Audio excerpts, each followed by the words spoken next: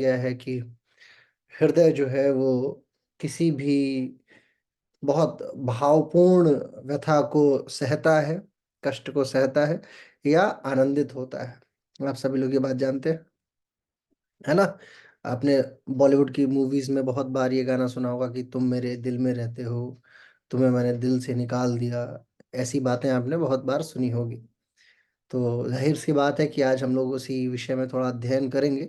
तो ये जानने की कोशिश करेंगे कि क्या वास्तविकता में ऐसी कोई चीज़ है जो दिल में रह सकती है, या दिल से सोचा मैंने या हृदय से सोचा मैंने, ये ऐसा कुछ हो सकता है क्या।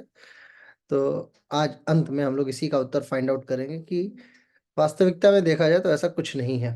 ना तो वो दिल की वो संरचना जो बनती है ना, ऐसे दिल बनाते हैं। अगर आपसे कहा जाए दिल याद कीजिए, तो दिल याद आ रहा है ना आपको कैसे बनाते हैं।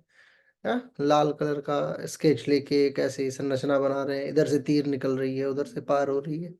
हाँ, ऐसा कुछ नहीं है। जबकि हृदय ऐसा बिल्कुल भी नहीं है जैसा आपने आज तक सुना है। और जो कल्पनातीत बातें हैं, जो रस के माध्यम से बातें की जाती हैं कि अंतरंग में या हृदय में स्थापित हैं, आप मेरे हृदय में रहते हैं, हृदय में कोई नहीं रहता है, सारी चीजें ब्रेन का इल्यूजन है। ठीक है। अब बात यह है कि हृदय को आखिर इतनी मार्मिकता क्यों दी गई, पैनक्रियाज को क्यों नहीं दे दी गई। आखिर पैनक्रियाज जो था वो भी तो एक इम्पॉर्टेंट ऑर्गन है। या लिवर को इतनी मार्मिकता क्यों नहीं दे दी गई कि तुम मेरे पैनक्रियाज में रहते हो। हाँ, ऐसा बड़ा फनी हो जाएगा ना।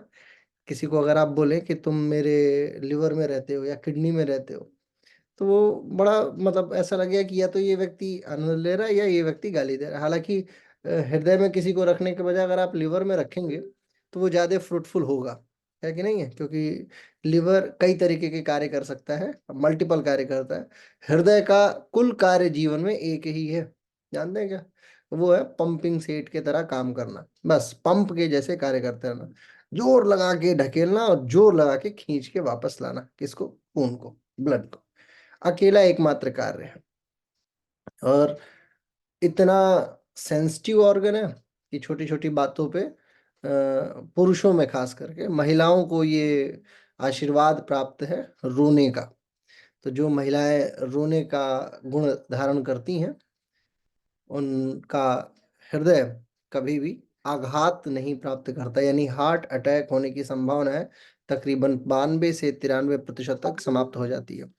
इसीलिए महिलाओं में सामान्य तौर पे देखो उनका फोन आएगा, जो लोग ज्वाइन नहीं किए होंगे, है ना, मैसेज पे मैसेज, फोन पे फोन, जल्दी जल्दी ज्वाइन करो, 8 बजे मीटिंग लॉक कर देता हूँ मैं। तो सामान्य तौर पे क्या होता है कि हृदय आघात में, यानी हार्ट अटैक तब होता है जब व्यक्ति अपने द्वारा सोची गई चीजों को या किसी टेंशन, डिप्रेशन, अवसाद की परिस्थिति में अपने अंदर ही रह जाए और उसको किसी भी माध्यम से शरीर से बाहर ना निकाले, किसी भी माध्यम से। ठीक है। लेकिन यदि व्यक्ति जैसे ही किसी भी प्रेशर को प्राप्त करता है और जनरली वो अपने मुंह से, यानी लड़ाई झगड़ा करके, बोल के, चिल्ला के, उल्टा सीधा जो भी शब्द अपशब्द कह के और अपने मस्तिष्क को खाली कर लेता है, उससे हार्ट अटैक आने की संभावनाएं कम हो जाती हैं। या जो रो के, आंखों से या अन्य माध्यमों से किसी भी तरीके से अपने दुख को जाया कर देता है, बता देता है, उनका भी हार्ट अटैक बहुत कम होता है। ये हद तक ये चीजें देखी गई हैं। एक कॉन्सेप्ट ये भी आया बीच में कि विद्वान व्यक्ति समुद्र के जैसा होता है। जैसे समुद्र में बहुत सारा पानी होता है और बड़ा शांत, विद्वानों का एक गुण आना शुरू हुआ था बीच में। ऐसे कवियों ने, देखो कवियों के ज्यादा चक्कर में मत पड़ना आप, ये बात याद रखो कि जितने कवि होते हैं, चाहे किसी भी रस के हों, चाहे वो श्रृंगार रस के हों, चाहे वो प्रेम रस के हों, विभत्स रस के हों, रौद्र रस के हों, वीर रस के हों, ये सब क्षणिक मात्र वाले होते हैं। यदि आप किसी रस से प्रभावित होके और अपने आप को उस दिशा में प्रेरित करते हैं। अभी मेरे पास कल एक फोन आया, बोले सर 12th फेल मूवी मैंने देख ली है और मैं सोच रहा हूँ कि अब नेट छोड़ के मैं यूपीएससी क्वालिफाई करने के लिए लग जाऊं। मैंने बोला पहले भाई साहब यूपीएससी छोड़ो, नेट तो क्वालिफाई करो, 3 बार फेल हो चुके हो, है ना। तो ऐसा मोटिवेशन जो आपको आ रहा है, वो कलाकृतियां जो आ रही हैं आपके अंतरंग में, ये एक बहुत शानदार गुण है। मैं सारी बातें एनाटॉमिकल करता हूँ, जो भी बात है, यदि आप किसी चीज से प्रभावित हो रहे हैं, आपकी इंद्रियां प्रभावित हो रही हैं, तो जाहिर सी बात है, और आपके अंदर जोश, जुनून, जज्बा, प्रेम, दुख, दौर्मनस्य, द्वेष, द्वंद्व, ये सब आ रहा है, इसका मतलब आपके हॉर्मोन्स व्यापक मात्रा में काम कर रहे हैं। यदि हॉर्मोन्स कार्य नहीं करेगा, जिस भी दिन आपके शरीर का हॉर्मोन्स कार्य करना कम या कमजोर हुआ, आप चीजों को लुकआउट करना शुरू कर दोगे। ठीक है, कोई बात नहीं, ये हो रहा है, हो रहा है, नहीं हो रहा है तो कोई बात नहीं, है ना। तो हृदय सबसे पहला अंग है जो आपकी इस व्यथा से प्रताड़ित होता है। इंद्रिय संयम और इंद्रियों को इंद्रिय दमन, ये दो बहुत अलग अलग बातें हैं। संयम और दमन, जिस भी समय आप दमनात्मक नीति अपनाना शुरू कर देंगे, आप ये मान लीजिए कि सबसे पहला अंग जो प्रभावी होगा वो है आपका हृदय, हार्ट। और जब भी मेंटल एबिलिटीज की बात आती है, मस्तिष्कीय परिविधा की बात आती है, तो सबसे पहले हृदय ही है जो प्रताड़ित होता है, प्रभावित होता है। क्यों? क्योंकि आपके द्वारा, जैसे मान लीजिए आपने कुछ हैवी मटेरियल खा लिया, हृदय का कार्य था उस ब्लड को पंप कर देना, यानी पैर के अंगूठे से भी खून को खींच के ऊपर बुला लेना और उसे वापस उसी रफ्तार से पैर के दूसरे अंगूठे तक भेज देना। और इन सारी प्रक्रियाओं को करने में उसे ज्यादा से ज्यादा 2 से ढाई सेकंड का समय लगना है, बस इतने में ही सारा ब्लड जो है एक एक राउंड कंप्लीट कर लेगा। लेकिन यदि आपका ब्लड ही हैवी हुआ पड़ा है, खून आपका बहुत हैवी है, हैवी का मतलब जैसे मानिए आपके शरीर में एक बार पानी बह रहा हो, तो या आपके घर में मोटर होगी ना, मोटर पानी को बहुत इजीली खींच लेती है और बहुत इजीली ढकेल भी देती है। लेकिन यदि शहद खींचना हो तो ब्लड आपका कई बार शहद जैसी परिस्थितियों में भी पहुंच जाता है। जब भी आप नकारात्मक भोजन करते हैं और उस भोजन को लगातार करते हैं, लगातार कंटिन्यू, तो शरीर के अंदर फैट के बाद कोलेस्ट्रॉल के बढ़ने की संभावनाएं बढ़ जाती हैं। और जिस भी समय कोलेस्ट्रॉल की मात्रा आप बाहर से ज्यादा देने लगे, बॉडी प्रोड्यूस करती है, फॉरेन बेटर है, बहुत शानदार है। लेकिन यदि आपके खाद्य पदार्थ के उपापचय के उपरांत वो प्रोडक्ट ही, बाय प्रोडक्ट ही उत्पन्न हो रहा है कोलेस्ट्रॉल के रूप में, तो आपका हृदय आघात की तरफ बढ़ चलेगा। और आंतरिक चीजें, यानी इंटरनल पार्ट जो है वो हार्ट का जितना प्रभावित होगा वो तो होगा ही, सबसे ज्यादा जो पार्ट प्रभावित होता है वो है अपर हिस्सा। जैसे आप अपने घर में बैठे हुए हैं तो इंटरनली आप, अंदर से आपका घर चमक रहा है, लेकिन बाहर से हो सकता है कि आपके घर का प्लास्टर टूट गया हो, हाँ, या हो सकता है कि उस पे डस्ट हो बहुत सारी। अंदर से तो आप डस्टिंग कर ले रहे हो, बाहर वाली डस्टिंग को कौन साफ करेगा? बाहर से प्लास्टर आपके घर का टूटा पड़ा है, उसे कौन ठीक करेगा? आपके अपार्टमेंट का प्लास्टर टूटा पड़ा है, उसे कौन ठीक करेगा? ऐसा ही हमारे शरीर के साथ होता है। मुंबई में मेरे एक मेरी कजिन है, उनका एक अपार्टमेंट है, बॉलीवुड में वो लोग कार्य करते हैं, तो वो सी फेसिंग है। और जब मैं पहुंचा तो चूंकि नोएडा का जो अपार्टमेंट होता है वो बाहर से ज्यादा बढ़िया दिखता है, अंदर चाहे जैसा भी हो। मुंबई में ऐसा नहीं है, मुंबई में ऐसा है कि वो बाहर से बिल्कुल कबाड़ा दिखेगा, अंदर जाके अंदर से चाहे आप जैसा भी रखो। जब मैं गया तो मैं पहली बार ही देख रहा था कि अंदर तो बिल्कुल स्वर्ग बना रखा है उन लोगों ने, बाहर वो ऐसा नरक जैसा दिखता था, बाहर से लगे जैसे किसी, मतलब किस स्थान पे आ चुके हैं आप। तो उन्होंने ये कहा कि दिल्ली वालों के लिए थोड़ा सा ऑकवर्ड हो जाता है कि बाहर से भी अपार्टमेंट सुंदर वो प्रेफर करते हैं। मेरे को उस समय हृदय का ही ध्यान आया कि यही परिस्थिति हर आदमी के मन में चलती है। इंटरनली हमारा ब्लड, हम ब्लड टेस्ट करा लेते हैं, हमारा ब्लड ठीक से कार्य कर रहा है, अच्छे से चल रहा है, वो कंप्लीट है। लेकिन हृदय के बाहर जो रक्त या जिस भी फॉर्मेट के कारण, भाई हर चीज घड़ी चल रही है तो उसमें सेल लगा है कि नहीं लगा है, तो ऐसी कुछ धमनियां होती हैं, ऐसी कुछ शिराएं होती हैं, वेन्स होती हैं, जिसके कारण हृदय को रक्त मिलता है, हृदय को ऊर्जा मिलती है, हृदय की कोशिकाओं को, उसकी माइटोकॉन्ड्रिया को एलिजिबिलिटी मिलती है कि वो हृदय को पंप करने के लिए कंटिन्यू प्रोसेस में ला सके। जब हमारा रक्त ही ठीक नहीं रहेगा तो वो उस धमनी के या उस शिरा के स्थिति को बिगाड़ेगा बिगाड़ेगा। खास करके फैटी भोजन में लिवर का फैटी होना 2 मिनट के लिए स्वीकार्य है। लिवर की खासियत है कि वो अपने आप को, अगर वो 25% भी लिवर आपका बचा हुआ है 100 में से, तो वो वापस 100 जैसा कार्य करने की क्षमता रखता है। लेकिन यदि हार्ट परिस्थितियां उसकी उसकी नसें आपस में चिपकती चली गई, तो आपको स्टंट नाम की एक, एक छल्ली या छल्ला कह सकते हैं, वो हृदय में भेजना पड़ता है।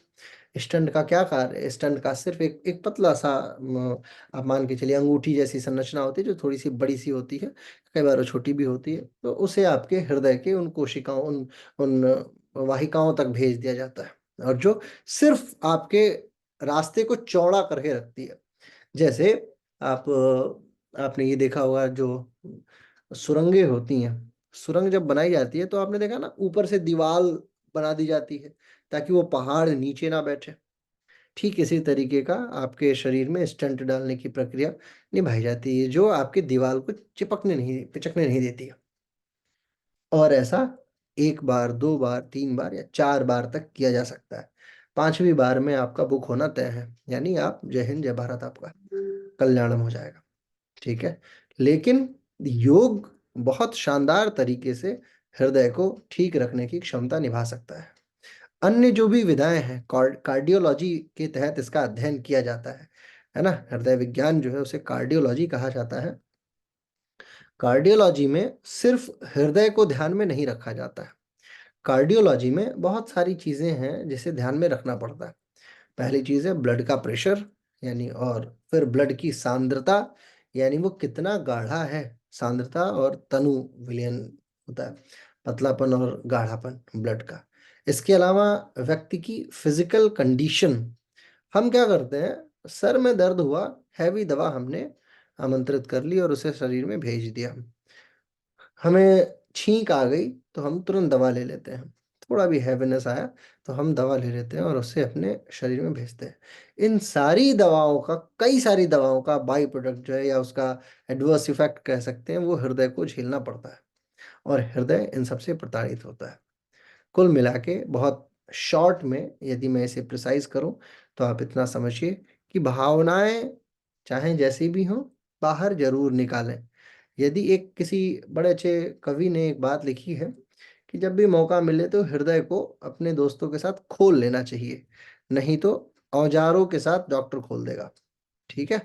तो आप जब भी आपको मौका मिले, तो अपने हृदय की सारी बातें, और इस संसार में किसी कुछ ऐसे व्यक्तियों को रखिए, आप 1 या 2 या 3 व्यक्तियों को, जहां पे आप अपनी बातों को पूरी तरीके से 100% सिर्फ डंप करें। ऐसा नहीं कि वो उसके उस बात के बदले कोई बात लेना शुरू कर दीजिए, नहीं तो फिर तो आपका घर टूट जाएगा, अगर आपने बात के बदले बात लेना शुरू कर दिया तो। ठीक है। आपका कार्य क्या है, सारी चीजें डंप करना। और इसीलिए आध्यात्मिकता बनाई गई, स्पिरिचुअलिटी बनाई गई। आध्यात्मिकता का सबसे बड़ा कारक क्या है कि आप उसे, अपने ईश्वर को, अपने ब्रह्म को डंपिंग ग्राउंड मान के चलिए। जो भी परेशानियां हो, ईश्वर के समक्ष लाइए और भेज दीजिए। इसमें सबसे पहली चीज जो आप क्लियर रखेंगे वो है आपका हृदय। हृदय मूल रूप से, अभी मैं लिखवाऊंगा आपको सारी बातें, लेकिन थोड़ा सा ओवरव्यू दे रहा हूँ। मूल रूप से 4 चैम्बर्स का, 4 कमरों का एक एक अपार्टमेंट मान के चलो, 4 BHK अपार्टमेंट है। ठीक है। इसमें वैसे तो 3 मेजर दरवाजे हैं, एक कमरों से दूसरे कमरे में जाने के लिए। उन सबका नाम भी है, उन्हें वॉल्व के नाम से जाना जाता है। ठीक है। 4 4 BHK अपार्टमेंट है हृदय, और मुट्ठी जैसी संरचना है, बिल्कुल ऐसी फिस्ट जैसी संरचना है। अभी दिखाऊंगा मैं कैसा कैसा दिखता है। एक तरफ से खून आ रहा है और दूसरे में चला जा रहा है, यानी 2 कमरे ऐसे हैं जहां पे ऑक्सीजन वाला खून जा ही नहीं रहा है, और 2 कमरे ऐसे हैं जहां पे सिर्फ ऑक्सीजन वाला जा रहा है, बिना ऑक्सीजन वाला नहीं जा रहा। यही हृदय की खासियत है। इसे अलिंद एवं निलय नाम दिया गया है हिंदी में, और अंग्रेजी में भी इसका नामकरण होता है। वेंट्रिकल्स एक शब्दावली में इसे कहा जाता है, और आट्रियम दूसरे शब्दावली में। ठीक है। तो इन इन सब का अध्ययन करेंगे व्यापक मात्रा में। 2 वॉल्व जो है, मिट्रल एक बहुत महत्वपूर्ण वॉल्व होता है, और एक ट्राइकस्पिड होता है। इन 4 चीजों पे आपका पूरा का पूरा हृदय जो है वो आधारित है। इसके अलावा नेट JRF में जो प्रश्न हमेशा पूछा जाता है और व्यक्ति को बड़ा कंफ्यूज करता है, वो यही कि कौन से वाले कमरे में, लेफ्ट में या राइट में, ऊपर वाले में या नीचे वाले में शुद्ध रक्त बहता है, कौन से में अशुद्ध रक्त बहता है। फिर एक बात और पूछी जाती है, हृदय एक दिन में कितनी बार धड़कता है, कुल कितनी बार धड़क सकता है। तो आपको पता है, बड़ा आश्चर्य होगा यदि आपके शरीर की सारी वाहिकाओं को यदि मिला दिया जाए, सारी वेसल्स को यदि मिला दिया जाए, तो तकरीबन 1 लाख मील की यात्रा तय की जा सकेगी। 1 लाख माइल। आप सोचिए, अगर सिर्फ वाहिकाओं को मिला दिया जाए तो, सिर्फ आपकी जो वेसल्स हैं, नसें हैं, उन्हें मिला दिया जिससे खून होके बहता है। तो खून ट्रैवल बहुत सारा करता है। और ये ट्रैवलिंग जो है, ये किसके द्वारा संभव है? ये सिर्फ बहुत प्रेशर वाले अंग के द्वारा संभव है।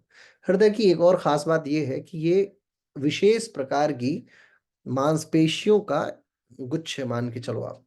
मांसपेशियां मांसपेशियां जनरली थक जाती हैं।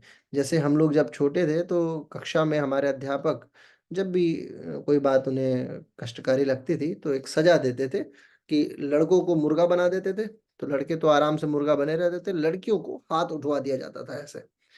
तो मैं ये देखता था कि जो मुर्गा बनते थे सब लड़के, वो बड़े आराम से थोड़ी देर तक मुर्गा बन के बैठे रह जाते थे। लेकिन जो लड़कियां हाथ उठाती थी, उनका हाथ जल्दी दर्द करने लगता था। कंपैरेटिवली अगर आप देखेंगे कि मुर्गा बनना ज्यादा कठिन है या हाथ उठाना ज्यादा कठिन है, तो मुर्गा बनना जो है वो थोड़ा सा आसान हो जाता है। क्यों हो जाता है? इसके पीछे का विज्ञान ये है कि आपकी थाइस की मसल्स जो है वो हाथ के मसल्स से मोटी होती हैं। लिहाजा वहां पे ऑक्सीजन इनटेक यदि चलता रहा तो मांसपेशियां कम थकेंगी। क्यों? क्योंकि वहां पे एरिया ज्यादा है, ज्यादा मांस है ना, तो उसके थकने की भी गति कम होगी। अगर वो 5 मिनट में थकेगा मुर्गे वाला व्यक्ति, तो लड़कियों का हाथ जल्दी थक जाता था, क्योंकि उन्हें लगातार हाथ ऊपर रखना पड़ता था और सारा का सारा ब्लड फ्लो वापस ऊपर जाता था।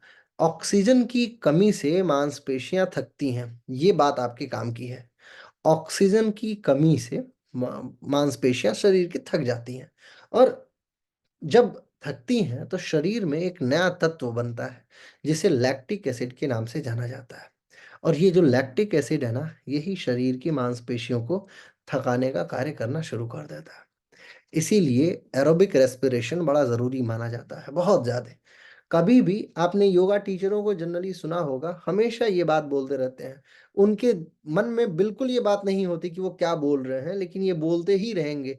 1 घंटे के अंदर मैंने ऑन एन एवरेज देखा है, मैं खुद की बात कर रहा हूँ, कि यदि 1 घंटे की कक्षा चल रही है और अगर प्रैक्टिकल कक्षा चल रही है, तो तकरीबन 200 या 225 बार मेरे मुंह से ये निकलता है, गहरी सांस लेते रहे, गहरी सांस छोड़ते रहिए। 200 के आसपास। 100 बार तो निकल ही जाता होगा आप लोगों से भी। गहरी सांस क्यों लेते रहें, क्यों छोड़ते रहें? खूब सारी सांस लीजिए, दोनों हाथ ऊपर, पूरी सांस छोड़ दीजिए, दोनों हाथ नीचे। बार बार ये क्यों बोलते हैं? अरे भाई, एक बार बोल दिया, फिर दूसरी बार बोलो हाथ उठाओ और फिर हाथ नीचे ले जाओ। इसलिए बोलते हैं ताकि शरीर थके ना। जब आप, इसीलिए योग को बोला जाता है कि योग एक ऐसी विधा है जिसमें थकान कम होती है, फ्रेशनेस ज्यादा महसूस होती है। क्यों? क्योंकि जितना भी एसिड बनने की प्रक्रिया होती है उसे लास्ट में प्राणायाम, इसीलिए सेकंड फेज है। अष्टांगा का सेकंड फेज है ना, यानी फोर्थ फेज है। यम आसन के बाद से, यम नियम के बाद आसन, आसन के बाद प्राणायाम, यानी कि आसन के बाद प्राणायाम। बहुत सारी विधाओं ने आजकल परिवर्तन किया है और प्राणायाम को पहले करा देते हैं और फिर योगासन शुरू करते हैं। अब इसके पीछे क्या विज्ञान है, क्या सोच के कराते हैं, मुझे नहीं पता, लेकिन ये जरूर पता है कि प्राणायाम अगर आप आसनों के उपरांत करते हैं तो शरीर में बनी हुई लैक्टिक एसिड की मात्रा कम हो जाएगी, समाप्त हो जाएगी, ताकि मांसपेशियां थकी हुई महसूस ना करें। अब मांसपेशियां थकती हैं तो जाहिर सी बात है कि हृदय को भी थकना चाहिए था, क्योंकि हृदय बड़ी लंबी यात्रा करता है। प्रतिदिन आप सो रहे हो, फोकस नहीं है, धीरे से बंद हो जाता है। कौन कौन नहीं जानता है? मान लो रात को सोए आप, सोने के बाद बाकी तो कोई अंग कार्य नहीं कर रहा है, हृदय ने आपका कर्जा थोड़ी खाया है, नहीं ना। तो रात को आप सोते, हो सकता है वो 2-3 बजे बंद हो जाया करे और फिर 4-5 बजे चालू हो जाए, फिर 2 बजे बंद हो जाएगा तो अगले दिन आपका आपको लेके टांग के, 4 कंधों पे लोग टांग के ले जाके छोड़ाएंगे कहीं, है ना। हृदय नहीं बंद होता। क्यों? क्योंकि मांसपेशियों की एक ऐसी विधा भी हमारे शरीर में खोजी गई है जो सामान्यतया वॉलेंट्री इनवॉलेंट्री के पार की चीज मानी जाती है। ऐच्छिक मसल्स, अनैच्छिक मसल्स, इसके पार एक मसल्स खोजी गई है जिसे हम लोग हृद मसल्स या कार्डियक मसल्स कहा करते हैं। और ये भी एक बड़ा प्रश्न है कि कौन सी मांसपेशियों से मिलके हृदय का निर्माण होता है। कार्डियक मसल्स मूल तौर पे इसे जाना जाता है। कार्डियक मसल्स की खासियत ये है कि ये अनवरत गति कर सकती हैं, अनवरत। और जब कार्डियक मसल्स बहुत तेजी से कार्य करती हैं, जैसे आप सीढ़ी चढ़ते हैं, जैसे आप दौड़ते हैं, जैसे आपके शरीर में फैट बहुत आ जाए तो आपकी सांस फूलने लगती है, इसका मतलब ये है कि आपको, आपके हृदय को ऑक्सीजन की बहुतायत मात्रा में आवश्यकता है। लिहाजा आपसे करबद्ध प्रार्थना होगी कि आप प्राणायाम की तरफ जितना अपने आप को प्रेषित कर लें, अग्रेषित कर लें, आपके लिए लाभदायक जीवन एक उन्नयन का कारक बनेगा। अतः प्राणायाम हृदय से संबंधित विभिन्न प्रकार के विकारों के लिए बहुत लाभदायक है। अब एक बड़ा प्रश्न बनता है कि कपालभाति हार्ट में या हाई बीपी में करना चाहिए या नहीं करना चाहिए, एक बड़ा प्रश्न बनता है। तो इसका उत्तर दोनों हो सकता है, डिपेंड। इसका एकमात्र उत्तर है, हमेशा मैं अपने छात्रों को ये बात बताता हूँ कि विज्ञान में कोई भी बात 100% सत्य नहीं हो सकती है। आज मैं जो कह रहा हूँ हो सकता है कि वो 4 घंटे बाद वो चीज़ बदल जाए, कुछ नया खोज के निकाल दिया जाए। कोशिका की जब खोज हुई थी तो 1665 से लेके 1774 तक यही माना गया कि यही स्मॉलेस्ट यूनिट है। और उसके बाद 75 से ये माना जाने लगा कि नहीं नहीं, 100 साल तक आप लोगों ने गलत पढ़ा था, न्यूक्लियस सबसे छोटी उसके अंदर की यूनिट है कि नहीं। उसके बाद फिर 100 साल बाद माना गया नहीं नहीं, न्यूक्लियाई इससे भी छोटी है। उसके बाद फिर डीएनए वगैरह खोजा जाने लगा, यानी पिछले के 200-300 साल तो बर्बाद हो गए ना, जिन लोगों ने ये मान रखा था कि वो बहुत छोटी चीज है कि नहीं। इसलिए एनाटॉमी में अभी थोड़े दिन पहले एक रिसर्च हुई थी, अभी उनका नाम नोबेल वगैरह के लिए भेजा है शायद, एक मांसपेशी खोजा है वैज्ञानिकों ने, आँख के जस्ट पीछे कोई मांसपेशी है। सोचो इतनी उन्नत तकनीक है और वो किसी के पास वो रिसर्च ही नहीं था कि एक नई मांसपेशियां भी होती हैं। तो कहने का मेरा तात्पर्य ये है कि एनाटॉमी में हमेशा आप मान के चलिए कि हाँ, यस एंड नो दोनों कंडीशन बना के रखते हैं, किसी का भी उत्तर ऐसा हो तो कपालभाति करा सकते हैं या नहीं करा सकते हैं, यस एंड नो बोथ, दोनों। अब डिपेंड करता है कि आप उसे प्रूव कैसे कर दो। कई बार हार्ट जैसे हाई बीपी के लिए हम लोग कपालभाति को नहीं स्वीकार करते हैं, जनरली यही उत्तर सत्य है। हाई बीपी के लिए हमें नहीं कराना चाहिए कपालभाति। क्यों नहीं कराना चाहिए? क्योंकि जैसे ही श्वास की गति तेज होगी तो रक्त बहुत तेजी से बहना शुरू कर देगा। हाई बीपी होता क्यों है, इसका क्या कारक है? तो हाई बीपी होने का दो कारक है। नंबर एक और सबसे इंपॉर्टेंट कारक जो है वो मैं आपको बताता हूँ।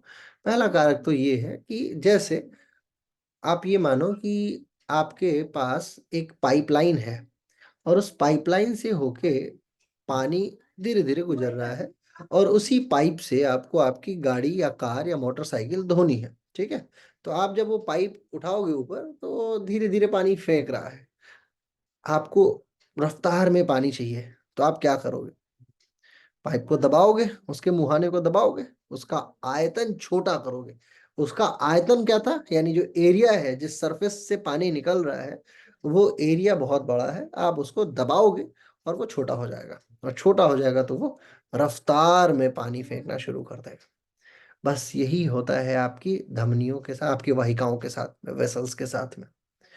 आपके क्षेत्र में, यानी कि जिस क्षेत्र में रक्त बह रहा है वो है तो चौड़ी वाहिका, परंतु अभी उस पे प्रेशर ज्यादा हो चुका है, दबाव ज्यादा हो चुका है, इसलिए वो बहुत तेजी से बहना शुरू कर रहा है, बहुत तेजी से रक्त आपका प्रवाहित हो रहा है। और जैसे ही ब्लड अनयूजुअल रफ्तार पकड़ेगा तो हृदय को तेजी से या धीरे धीरे धड़कना पड़ेगा, और इसे मस्तिष्क और मेरुरज्जु दोनों स्वीकार नहीं करती हैं। लिहाजा आपके शरीर को ये महसूस होता है कि आपको बैठ जाना चाहिए, चक्कर जैसा आना शुरू होगा, डिजीनेस आनी शुरू हो जाएगी, इरिटेशन आना शुरू हो जाएगा। डिपेंड करता है कि स्लो डाउन हो गया या तेज हो गया। कई बार ऐसा होता है कि आरबीसीज की मात्रा बढ़ चुकी है, कई बार ब्लड ही ज्यादा हो जाता है, शरीर में ओवर ब्लड हो गया, जितना यूज होना था यूज ही नहीं हुआ। कई बार डीऑक्सीजनेटेड ब्लड ज्यादा चल रहा है, कई बार ऑक्सीजनेटेड ब्लड ज्यादा चल रहा है।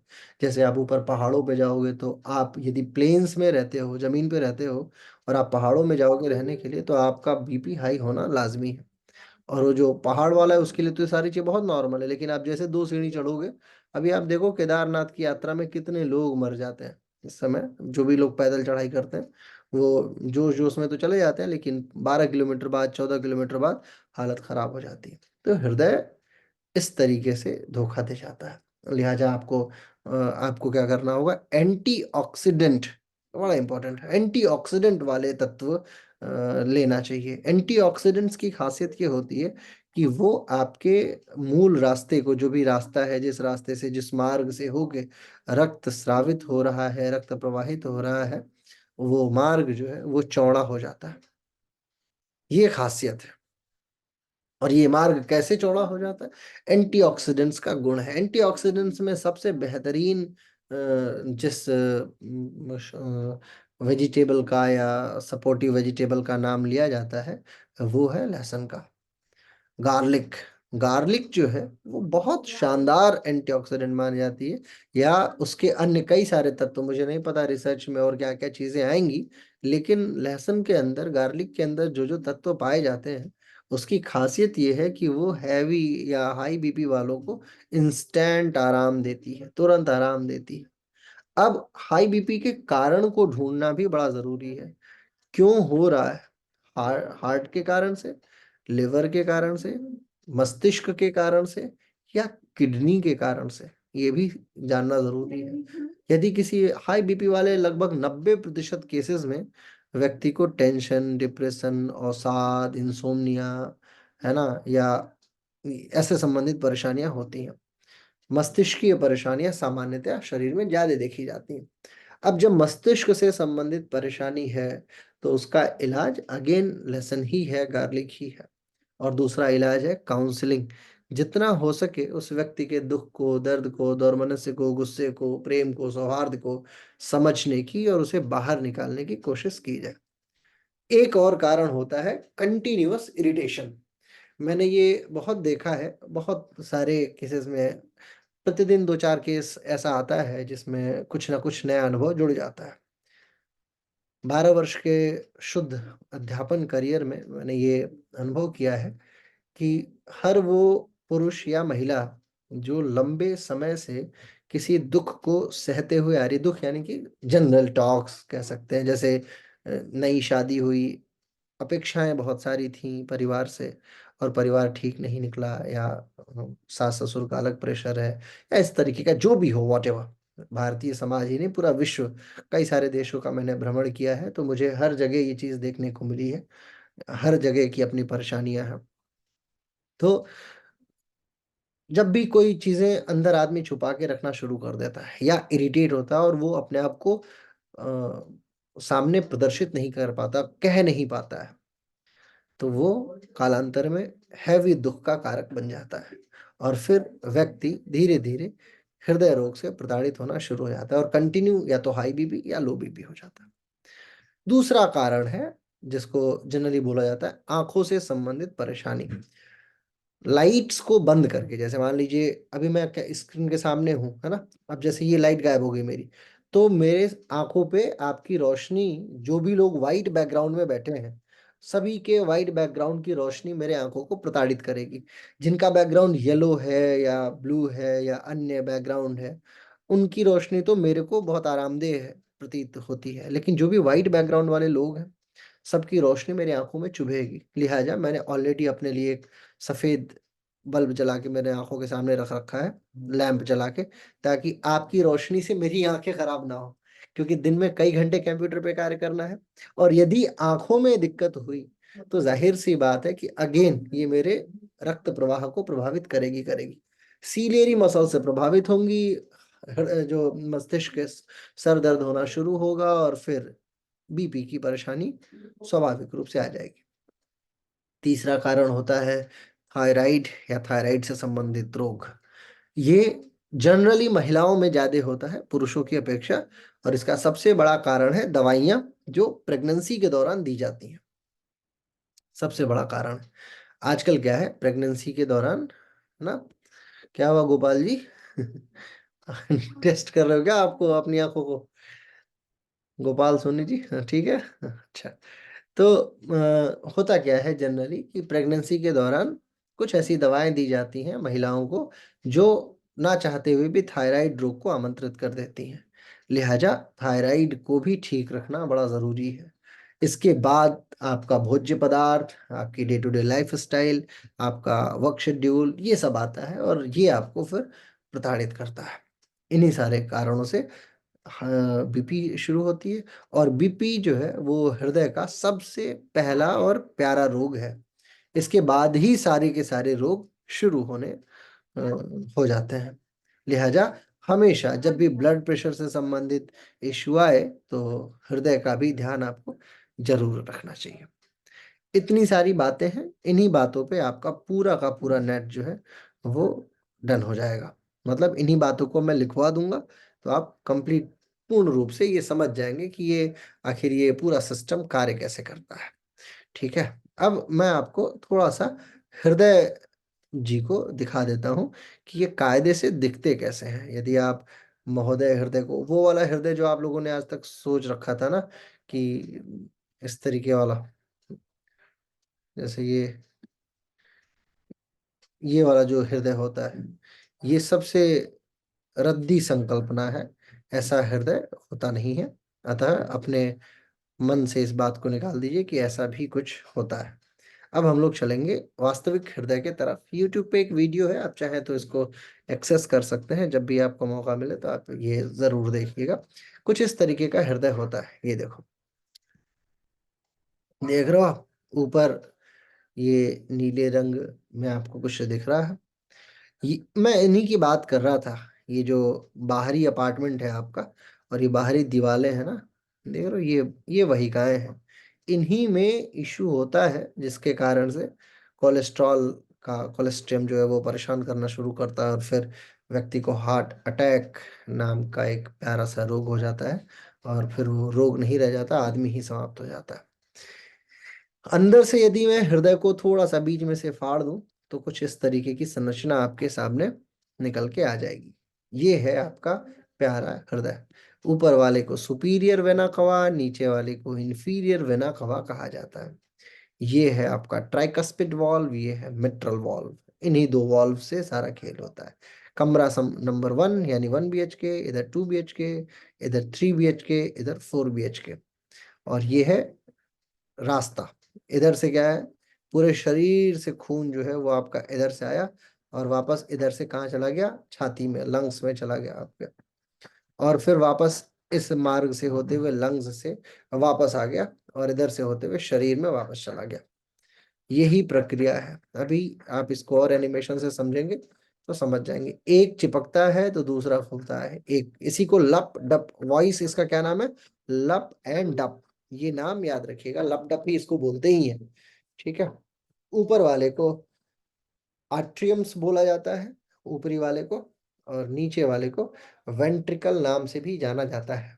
नीचे वाला जो है वो वेंट्रिकल्स, आर्ट्रियम्स एंड वेंट्रिकल, अलिंद एवं निलय। ऊपरी हिस्से को देखा आपने, ये दोनों जो था ऊपर वाला और ये नीचे वाला दोनों, राइट एंड लेफ्ट वेंट्रिकल्स।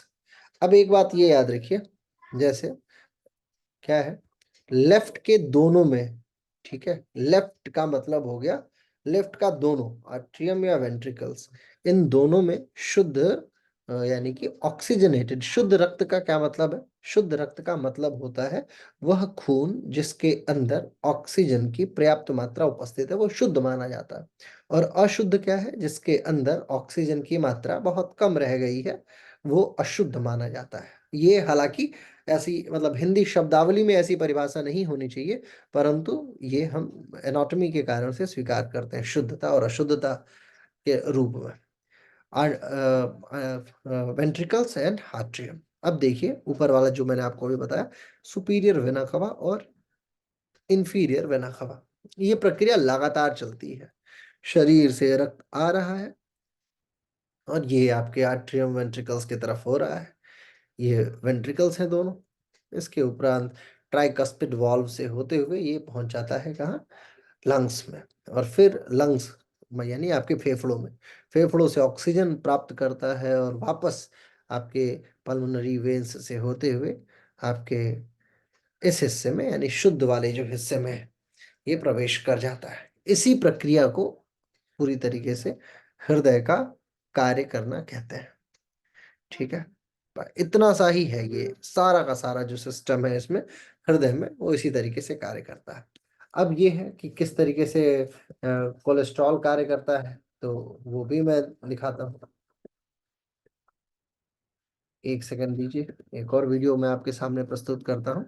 आप ये समझ जाएंगे कि आखिर ये किस तरीके से कोलेस्ट्रॉल जो है वो आपके वाहिकाओं को प्रभावित करता है। ठीक है, हालांकि ये कॉपीराइट वीडियोस होती हैं, लेकिन स्टिल समझने के लिए तो प्रयोग किया ही जा सकता है। 1 मिनट का मुझे और समय दीजिए, फिर हम लोग लिखना शुरू कर देंगे। और क्योंकि ये एनिमेशंस जो है वो आपके लिए बहुत, एक बार आप देख लेते हैं तो आप पूरा आपका दिमाग जो है उस चीज को अडॉप्ट कर लेता है कि ये कार्य चल कैसे रहा।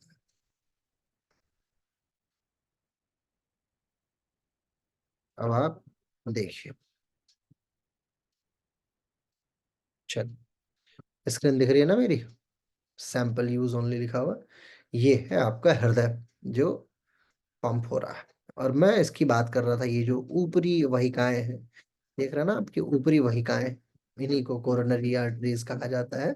इसी का, इसमें जो रक्त प्रवाह हो रहा है, इसी के विषय में हम लोग देखेंगे। जैसे ये आपकी वेसल्स हैं, ठीक है, वाहिकाएं। अब देखो, जैसे जैसे ये झटका दे रहा है हार्ट, वैसे वैसे ब्लड धीरे धीरे आगे बह रहा है। ठीक है, अब ये क्या है, ये देख रहे हो आप, ये आपके वाहिकाओं में किनारे आके, है ना, ब्लॉकेज है। ये जो आपका, आपकी वाहिकाएं हैं, इन ब्लॉकेज को झेल रही हैं। इसे ही मूल तौर पे हम लोग कोलेस्ट्रेम या कोलेस्ट्रॉल बोलते हैं। यही आपके हार्ट को अटैक का कारक बनाता है, क्योंकि खून उतनी मात्रा में बाहर नहीं जा पाता जितनी मात्रा में इसे बाहर चले जाना चाहिए था। हम लोग क्या करते हैं, योग टीचर लोग, हम लोग क्या करते हैं, इसको इतना यूज में ला देते हैं, इतना यूज टू कराते हैं कार्य, कि धीरे धीरे ये जो प्लेक है या ये जो आपका अननेसेसरी पदार्थ है, ये खुद ही पच डाइजेस्ट होके या मेटाबॉलिक प्रोसेसिंग से होके बाहर हो जाता है। ब्लड क्लॉटिंग कैसे होती है, ये देखो, ये ब्लड क्लॉट होना शुरू हो गया, कई सारा, थोड़ा सा ये कट के अगर बाहर हो जाए या टेढ़ा हो जाए तो ये ब्लड क्लॉट होना शुरू हो गया। ये जो आरबीसी है, और फिर यहाँ पे दिखना शुरू हो जाता है। आप यदि सैंपल देखेंगे, एक्सरेज में आपको भेजूंगा, आप देखेंगे तो ब्लड क्लॉटिंग वाला या जो भी एरिया है, वो पता लग जाता है कि कहाँ पे ब्लड क्लॉट हो रहा है। और कैसे फिर उसे, फिर धीरे धीरे ये परेशानी में आना शुरू हो जाता है। इस एरिया में जहाँ पे क्लॉट हो रहा है, उसे ठीक करने के लिए हाथ से या पैरों से या किसी भी माध्यम से एक कैथेटर भेजा जाता है, जो नस से होते हुए सीधे सीधे सीधे सीधे उसी स्थान पे पहुंचता है। और फिर व्यक्ति, ये देखो कैथेटर आया ना, चलो ये भी देख लो कैसे कैथेटर प्रवेश करती है। ये कैथेटर आती है, फिर ये इसको थोड़ा सा फैलाने का कार्य करती है और फैला के रुक जाता है। इसे स्टंट बोल देते हैं। बस इतने का ही कार्य है सारा का सारा। बहुत सिंपल है प्रोसेसिंग, आपके समझ में आ गई है। मुझे अपेक्षा है कि हृदय को आप कॉमन सेंस में, एक सामान्य विवरण में आप समझ तो गए ही होंगे, ठीक है, कि हृदय चीज क्या है। अब हम लोग लिखना शुरू करेंगे ताकि ये समझ सकें कि क्या क्या प्रोसेसिंग, क्या क्या चीजें ऐसी हैं जो हमें जरूर जरूर तौर पे समझना चाहिए। लिखिए, हृदय एक एक पेशीय संरचना है। पेशीय संरचना है, मस्कुलर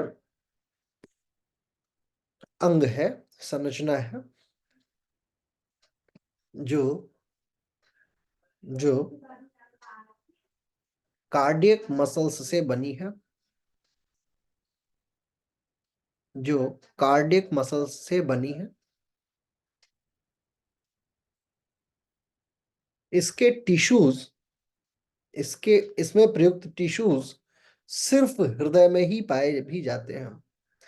इसके टिश्यूज, यानी जिस ऊतकों से ये बनी है, ये सिर्फ हृदय में पाया जाता है। इसके ऊतक सिर्फ हृदय अंग में पाए जाते हैं।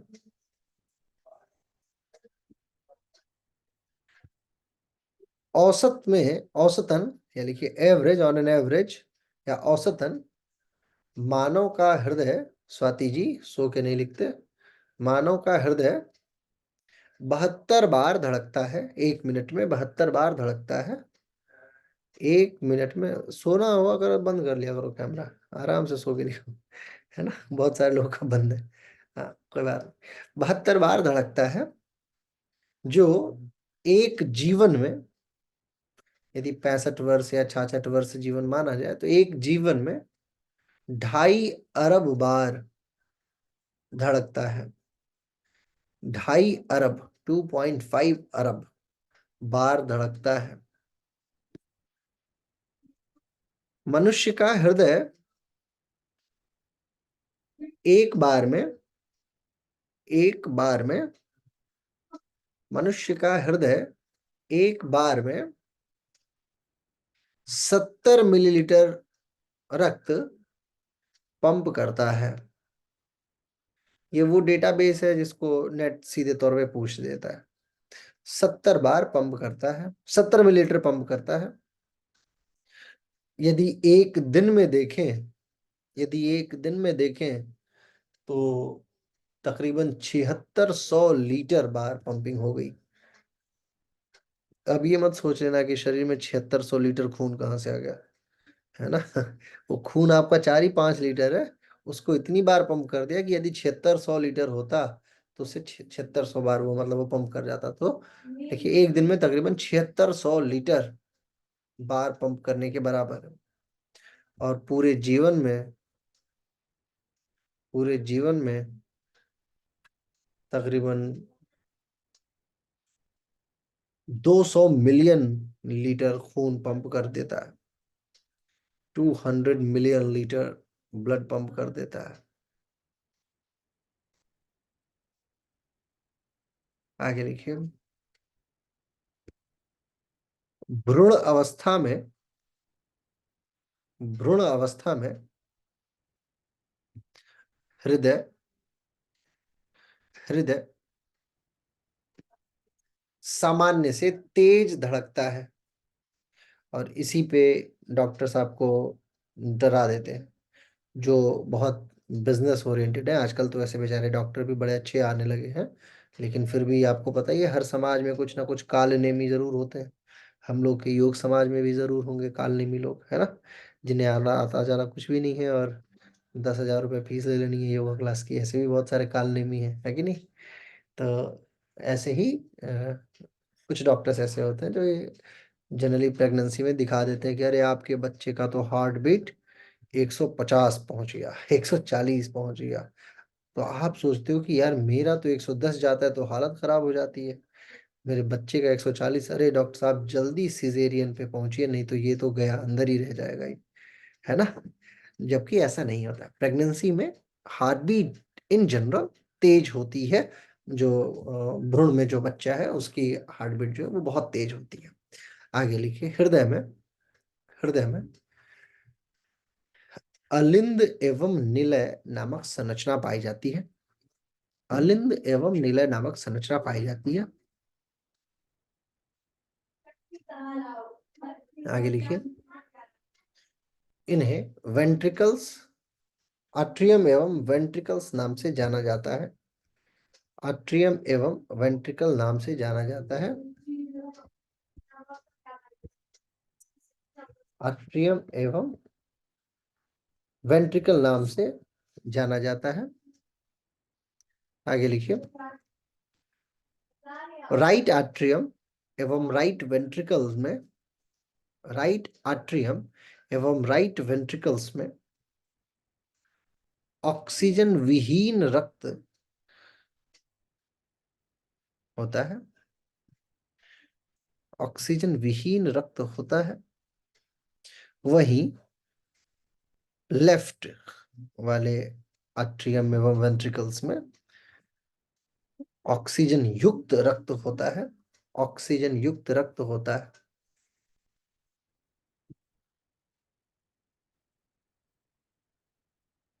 ठीक है। आगे लिखिए। रक्त की दिशा को, रक्त की दिशा को दिशा युक्त बनाए रखने के लिए, रक्त की दिशा को दिशा युक्त बनाए रखने के लिए मानव शरीर में या मानव हृदय में, मानव हृदय में वॉल्व्स पाए जाते हैं। वॉल्व पाया जाता है। वॉल्व पाया जाता है? नाम इनका लिख लीजिए 1 2 3 4 करके। पहला है आपका ट्राइकस्पिड वॉल्व, और इंपॉर्टेंट है, ट्राइकस्पिड वॉल्व। दूसरा है पल्मोनरी वॉल्व, पल्मोनरी वॉल्व। तीसरा है aortic valve, aortic, AORTIC, aortic valve. एवं चौथा है मिट्रल वॉल्व, मिट्रल वॉल्व। तो आपका होमवर्क ये होगा कि आप ये लिखेंगे कि ये वॉल्व कहाँ कहाँ पाए जाते हैं और इनका क्या कार्य होता है। ये आपके हिस्से का कार्य होगा। ठीक है, आगे लिखिए। हृदय, हृदय धड़कने की प्रक्रिया सिस्टोल एवं डिस्टोल्स के द्वारा जानी जाती है, सिस्टोल एवं डायस्टोल के द्वारा जानी जाती है। सिस्टोल के दौरान, सिस्टोल के दौरान निलय संकुचित होता है, निलय संकुचित होता है एवं रक्त को हृदय से बाहर की तरफ पंप करता है, हृदय से बाहर की तरफ पंप करता है। डिस्टोल में निलय शिथिल होता है, निलय शिथिल होता है एवं एवं रक्त भरना शुरू हो जाता है, रक्त भरना शुरू हो जाता है अंदर की तरफ। ठीक है, आगे लिखिए। हृदय से संबंधित कुछ महत्वपूर्ण रोग निम्नलिखित हैं। सम मेजर और some important diseases related with हृदय। पहला और द ग्रेट, द महान हार्ट अटैक, सबसे महत्वपूर्ण, बहुत रेयर महिलाओं को होता है, मैं पहले भी बता चुका हूं आपको। इसलिए जब भी मौका मिले, थोड़ा भी मौका मिले रोने का, तो रोना मत छोड़िए। जैसे ही मौका मिले, ठीक है, पेन गायब हो जाए तो भी रोइए और पेन गायब हो गई है, क्योंकि जब तक रोने का गुण आपके पास है तब तक आपका हृदय कभी भी आपको धोखा नहीं देगा। और पुरुषों से भी अनुरोध है कि जब भी मौका मिले तो थोड़ा बहुत आप भी 1 2 बूंद, है ना, झूठ मूठ में ही निकाल दिया कीजिए, रो लिया कीजिए, नहीं तो कार्यक्रम कब खराब हो जाएगा कोई जानता नहीं। ठीक है, और हृदय में क्या चल रहा है ये आप भी नहीं जानते, इसलिए रोने वाले व्यक्तियों को बहुत बहुत शुभकामनाएं। आगे लिखिए। एंजाइना पेन, एंजाइना पेन, हाँ सब लोग अपने घर पे बता रहे हैं कि देखो मेरा रोना कितना अच्छा है ना। हाँ सब लोग आसपास में, मैं देख रहा हूँ कई सारे लोगों को कि अगल बगल वालों को बता रहे, देख रहे हो सर क्या कह रहे हैं। नेहा जी तो अभी भी बात कर रही है। कोई बात नहीं है, सब बताना जरूरी है। लिखिए। क्या है एंजाइना पेन, एंजाइना पेन का मतलब होता है हृदय शूल, हिंदी में इसे लिखा जा सकता है हृदय शूल। इसके बाद है धमनियों की बीमारी, धमनियों की बीमारी, धमनी, वेन्स से संबंधित या आर्टरी से संबंधित कोई परेशानी हो उसे। इसके बाद है अनियमित, अनियमित दिल का धड़कना, अनियमित। ठीक है, इसके बाद है heart valve disease, heart valve disease. ठीक है, उसके बाद है सेरिब्रोवेस्कुलर डिजीज, सेरिब्रोवेस्कुलर डिजीज। ठीक है, अब आपका होमवर्क क्या है, वो इन सारे रोगों के विषय में अपनी समझ से डेटाबेस एकत्रित करना और कम से कम 300 से ज्यादा शब्दों में एक रोग के बारे में लिखना, 300+। ठीक है, जितना आप रोगों के बारे में लिखेंगे आप उतने ही अच्छे मास्टर बनेंगे, अच्छे टीचर बनेंगे। इसलिए कोशिश किया कीजिए कि जब भी आपको मौका मिले खूब सारा लेखनी लिखिए, ठीक है, रोगों से संबंधित। क्योंकि अगर आपको कोई फ़ोन करके ये बोल दे कि मैं अल्जाइमर नाम के रोग से पीड़ित हूँ, तो आपको पता ही नहीं है अल्जाइमर होता क्या है। मैंने आपको एक कहानी सुनाई थी ना कि मेरे एक बड़े अच्छे मित्र हैं और उन्होंने ये बात कही कि ये ज़रा देखिए, इनको टाइफाइड हो गया है। मैंने बोला ये तो बहुत दुःख की बात है, टाइफाइड हो गया। तो उन्होंने कहा कि मैं काफ़ी दिनों से इनको हुआ था टाइफाइड, तो इन्होंने मुझे बुलाया, मैंने इनको खूब सारा उज्जाई कराया। मैंने बोला ये तो और अच्छी बात है उज्जाई कराया। लेकिन फिर मैं अपने डेटाबेस में ये सर्च करने लग गया कि टाइफाइड के लिए उज्जाई करा के क्या कर लिया होगा। मुझे लगा कि मैं ही कहीं कुछ लैग कर रहा हूँ क्या, कहीं ऐसा तो नहीं। बाद में मैंने बोला अच्छा रिपोर्ट्स वगैरह सब ठीक है, बोले हाँ सब ठीक है, डॉक्टर बोल रहे हैं तो ज़्यादा नहीं, थोड़ा पॉइंट ही बढ़ा है। मैंने बोला टाइफाइड में पॉइंट कैसे बढ़ गया, क्या चल रहा है। फिर उन्होंने स्पेलिंग जब मेरे को रिपोर्ट भेजी, तो स्पेलिंग देख के मैं दंग रह गया। मैंने बोला अरे प्रभु ये तो थायराइड रोग है, आप थायराइड को टाइफाइड के साथ में टैली करा रहे हो, है ना। तो ये वही महान विभूति हैं जिन्होंने एक बार अपने क्लाइंट को ये बता दिया था कि भुजंग आसन में होता है, पृथ्वी से जब हम जंग करना शुरू कर देते हैं तो वो भुजंग हो जाता है ना। तो इसलिए ऐसे योगा अध्यापक आप ना बने कि जीवन आपका शानदार दिशा में चले, क्योंकि क्लाइंट बेचारे भोले हैं, वो तो आपको भगवान ही मान रहे हैं ना। वो तो ये मान रहे हैं कि आप जितना अच्छा बोल के उन्हें बता लो, आप उतने ही पहुंचे हुए अध्यापक हो, बस समाधि से एक कदम दूर हो, है कि नहीं। लेकिन आपकी असली औकात तो आपके टीचरों के सामने खुलती होगी, है कि नहीं। तो इसलिए कृपया करके कोई चीज ना आए तो ना आना बुरी बात नहीं है, ना आए वो तो बहुत अच्छी बात है, क्योंकि तब आप पढ़ोगे, और जब ना आए और उसके बाद आप पढ़ोगे ना तो जीवन में नहीं भूलोगे। लेकिन यदि आपने झूठ बोल दिया, मैं हमेशा ये बात बोलता हूँ कि झूठ बोलना जिस दिन आपको आ गया तो वो ज्यादा बढ़िया चीज है। लेकिन अगर आपको बहाना बनाना आ गया तो वो 1,00,000 गुना खतरनाक चीज है झूठ बोलने से। झूठ बोल के तो काम चल जाएगा, टीचर को पता लग जाएगा, क्लाइंट को भी पता लग जाएगा कि झूठ तो बोल ही रहा है, क्योंकि झूठ पकड़ा ही जाता है, लेकिन बहाना नहीं पकड़ा जाता। इसलिए बहाना बनाने का काम कभी मत करना। हाँ हाँ मैं आज देखता हूँ, आज बताता हूँ, आज आज मैं आपको बता दूंगा, बोलो नहीं आता है, सच बता दो नहीं आता, कोई बात नहीं, कल पूछ के बताएंगे, सीनियर से डिस्कस करके बताएंगे, है कि नहीं। डॉक्टर्स इतने एमबीबीएस एमडी पढ़ के आते हैं, और वो केस जब रेफर करते हैं तो आपने रोगियों को देखा है कितने प्राउड से बताते हैं, अरे डॉक्टर आर के मेनन ने तो मेरे मेरे क्लाइंट का केस जो है रेफर कर दिया था, फिर मैं पहुंचा डॉक्टर पीपी रस्तोगी के पास, वो ज्यादा अच्छे डॉक्टर है। मतलब प्राउड फील होता है कि उस डॉक्टर ने रेफर कर दिया, यानी मेरे को बहुत हैवी रोग हुआ था, ये डॉक्टर नहीं जान पाया। तो जब आपने कभी सुना है कि फलाने ने, रणधीर ठाकुर ने केस रेफर कर दिया और पवनी बग्गा जी के पास में डॉक्टर पवनी बग्गा इसका ध्यान दे रही है, ऐसा हुआ कभी? कभी ऐसा नहीं होगा। योगा टीचर बोलेगा आपको ये रोग हुआ है, असली चीज तो मैं ही इसको ठीक कर सकता हूँ, वेलकम, है ना। और जब तक क्लाइंट ना मना करे तब तक कक्षा कैंसिल नहीं हो सकती, है ना। बहरहाल आगे लिखिए, हृदय रोग के लक्षण।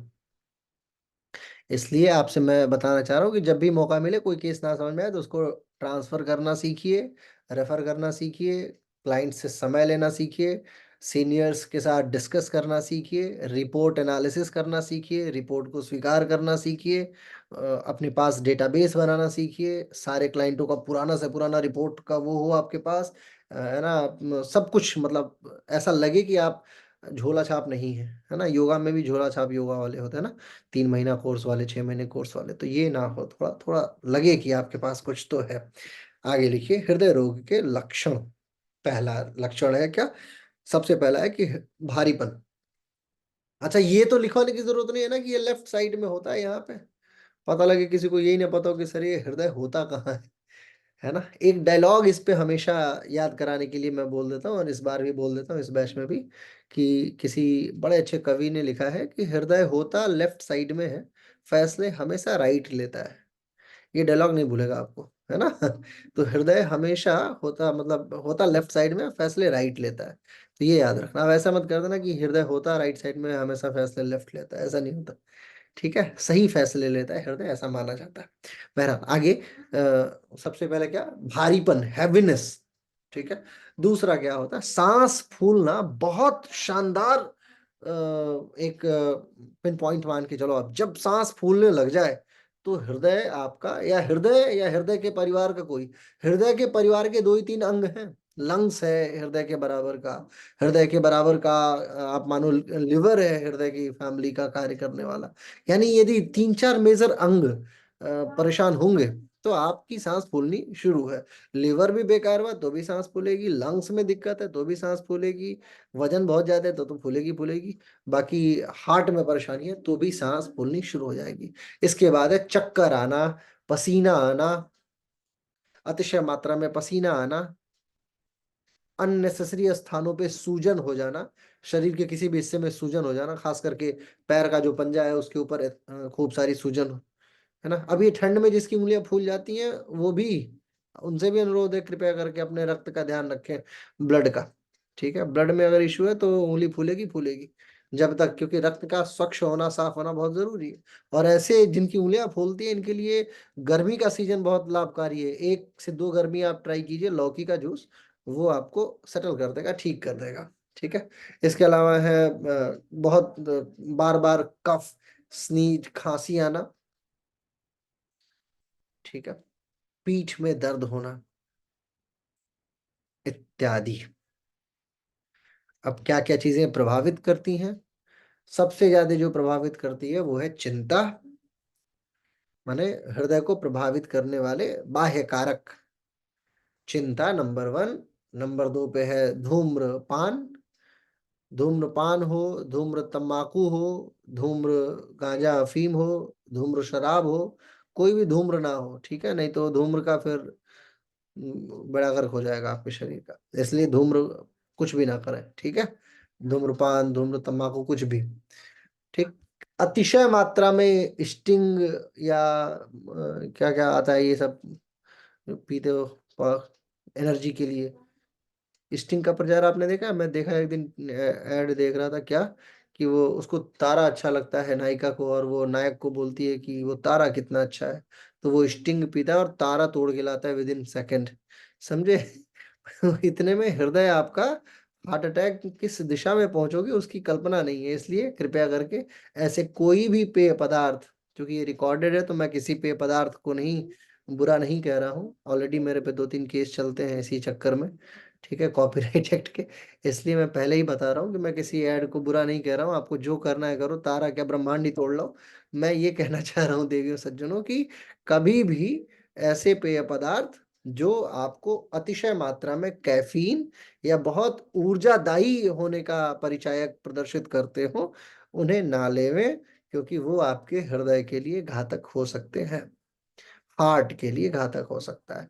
कई बार कॉफी पीना, कई बार चाय पी लेना, कई बार इस तरीके के पेय पदार्थ जो ऊर्जादायी माने जाते हैं, इंस्टेंट ऊर्जा के कारक माने जाते हैं, ऐसे समस्त पदार्थ आपके हृदय को पुश करते हैं उसी अटैक की तरफ या रोग की तरफ। ठीक है। दवाओं का दुरुपयोग भी हृदय के लिए बेकार माना जाता है। कोई भी ऐसी दवा जो दमनात्मक हो, दमनात्मक दवाओं का मतलब होता है किसी भी सप्रेसिव दवाएं जिसको बोलते हैं, जैसे बुखार है तो उसको दबाने वाली दवा, खांसी है तो उसको खत्म करने वाली, दबाने वाले, खत्म नाम का शब्द नहीं होता है एमबीबीएस में, खत्म बहुत कम रोगों को किया जा सकता है, ठीक है। दबाने का काम में जो ये आंग्ल शैली है बहुत लोकप्रिय है, इसमें ज्यादा होता है। आयुर्वेद दबाने का काम नहीं करता है, आयुर्वेद खत्म करने का कार्य करता है, दमनात्मक नीतियां आयुर्वेद नहीं अपनाता है। ठीक है, तो ऐसी दवाएं जो दमनात्मक हो, नींद की दवा जैसे है, अब नींद की दवा क्या कर रही है, आपके सामान्य भावों का दमन कर रही है, तो जो लोग नींद की दवाएं बहुत ज्यादा खाते हैं उनके भी हृदय में रोग होना तय है। ठीक है। बस इसके अलावा बाई बर्थ वगैरह है तो कोई बात नहीं है, और ऐसा कुछ है तो मतलब बाई बर्थ हो गया, या कभी किसी रोग के कारण से बाई प्रोडक्ट हो गया तो वो एक सेकेंडरी चीज है। हृदय से संबंधित यही कुछ ऐसे प्रश्न हैं जो आपको समझना है, इसके पार और कुछ नहीं है। ठीक है। कुछ इसके विषय में यदि शानदार बातें मैं आपको बताऊं तो जैसे ही गर्भाधान होता है तो उसके लगभग चौथे हफ्ते में ही हृदय धड़कना शुरू कर देता है, चौथे 5वें हफ्ते से हृदय आ जाता है, अपने अपने फ़ोकस में कार्य करना शुरू कर देता है। और ये इसकी ख़ासियत ये है हृदय की, दिल या मस्तिष्क या शरीर के बिना भी ये कार्य कर सकता है। हृदय को आपके शरीर की भी आवश्यकता नहीं है। आजकल हार्ट ट्रांसप्लांट जब होता है तो आप देखते हैं ना, उसको निकालते हैं और निकाल के दूसरे शरीर में भर देते हैं, तब तक वो स्वयं ही कार्य कर रहा होता है। उसको किसी की ज़रूरत है नहीं। इसलिए बोलते हैं कि दिल का फ़ैसला अलग होता है, दिमाग का अलग होता है, क्योंकि दिमाग का दिल के ऊपर कोई प्रभाव बहुत ज़्यादा नहीं है। किसका प्रभाव ज़्यादा है? तो आपकी आपकी जो मेरुरज्जु है, स्पाइनल कॉर्ड है, उसका ज़्यादा है। इसीलिए कवियों को ये बात थोड़ी-सी साइंस पता है, इसलिए वो कहते हैं कि दिमाग से सोचो और दिल से सोचो।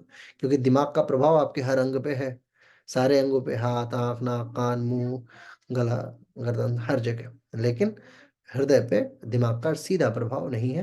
हृदय अगर दिमाग का प्रभाव हो जाता आपके हृदय के ऊपर, तो जब भी आपको गुस्सा आता, तो आप एक ही बात बोलते, "रुक जाओ ज़रा।" 2 मिनट के लिए रुक जाओ, आज मुझे मर के दिखाना है ना? और फिर आप जय हिंद, जय भारत। तो हृदय पे आपका कोई कंट्रोल नहीं है। तो जो भी जिस भी मनुष्य को ये लगता है कि वो समस्त दुनिया को मुट्ठी में कर लेगा, कुछ एडवर्टाइज़मेंट्स आता है ना जिसमें बोलते हैं कर लो दुनिया मुट्ठी में, तो उनको पहले अपने कान को तो हिला के दिखाओ, ये कान तो आपके बस में है नहीं, ठीक है? आप दुनिया को क्या ही हिला दोगे? आपका हृदय तो आपके बस में है नहीं। हार्ट को रोक सकते नहीं, ना तो चालू कर सकते हो। जब ये दोनों ही नहीं कर सकते तो लानत नहीं है आपके ऊपर। फिर क्या दुनिया को सोचते हो कि दुनिया को कंट्रोल कर लो? कुछ नहीं है आपके हाथ में। इसलिए हे योगियों, अपने योग मार्ग में बने रहिए कृपया करके। बाकी सारी चीज़ें मोह माया, ठीक है? बस हृदय इसी के साथ पूर्णता को प्राप्त होता है। इससे आने वाले समस्त प्रश्नों की जो सीमाएँ हैं, वो मैं आप तक पहुँचा चुका हूँ। एक एवरेज आइडिया आपको बताया जा चुका है। बहुत डीप स्टडी वहाँ आवश्यकता होती है। हृदय के विषय में बहुत डीप स्टडी भी की जाती है, लेकिन वहाँ आवश्यकता है जहाँ पे व्यक्ति या तो इसके विषय में बहुत इंटरेस्ट रखता हो, जैसे टीचर्स ट्रेनिंग में किया जा सकता है, या आपके आपको इंटरेस्ट आ रहा है तो सिर्फ़ कार्डियोलॉजी सीखने के लिए आप कर सकते हैं। कार्डियक के एक्सपर्ट बनना चाहते हैं तो वो सीख सकते हैं। नेट के हिसाब से इतने ही प्रश्न बनते हैं, 20 से 25 प्रश्न। ऑलरेडी मैंने आपको जो बता दिया है, 20 से 25 पॉइंट बनता है, उसी उसी में से प्रश्न आता है। अननेसेसरी टॉपिक से अगर मैं हटूँगा तो मेरे पास तो डेटा ही डेटा है। मैं कितना डेटा आपको लिखवा दूँ या भरा दूँ, ठीक है? चलिए, आज की कक्षा को समाप्त करते हैं।